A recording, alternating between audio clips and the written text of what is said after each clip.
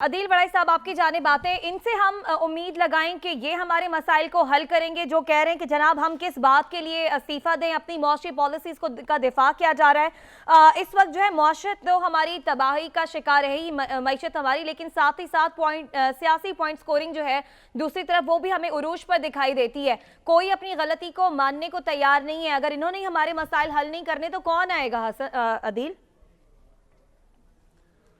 दो लोग फंस गए हैं, एक तो अवाम फंस गई है और दूसरा नून लीग फंस गई है।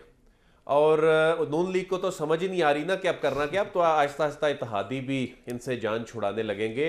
असल में 9 महीने की परफॉर्मेंस या 9 सालों की परफॉर्मेंस का मामला नहीं है। जो जुल्म हुआ है ना, वो ये हुआ है कि IMF का जो जायजा होना था इजलास और जिसमें हमने कंप्लाइंस करनी थी, जो नवंबर में हो जाना चाहिए था, अगर वो नवंबर में हो जाता तो आज ये हालत ना होती। उसकी रीजन ये है कि हमने जिन दोस्तों की तरफ नजरें लगा रखी थी, उन दोस्तों ने अब ये कहना शुरू कर दिया कि आप IMF के डिसिप्लिन में रहेंगे तो हम देंगे। और जो IMF है, अब वो ये कह रहा है कि आपने जो इतने कड़वे घूंट भी भर लिए, कंप्लायंस भी आपने की, लेकिन अब वो ये कह रहा है कि जिन दोस्त ममालिक से आपने, यानी जो बायलैटरल आपके जो मामलात हैं, जो आपने कर्जे लेने हैं, अब उनसे भी गारंटी लेके दें, वो भी आपको देंगे। यानी ये सूरत हाल है।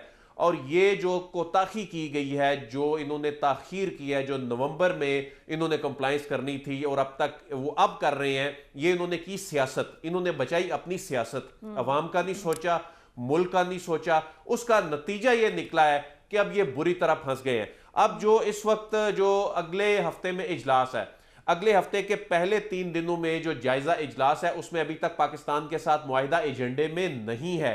अभी जो इन्होंने यकीन दहानी दोस्त मुल्कों से जो पैसे मिलने की है वो लेकर देनी है। लेकिन एक बात है कि इस वक्त चले जो तबाही हो गई जी, और आगे भी होनी भी है, और अभी आगे बहुत बड़ा महंगाई का, आप कह रहे हैं कि तबाही हो गई, अभी मौसमी तबाही आगे होनी है, बहुत बड़ा महंगाई का तूफान आने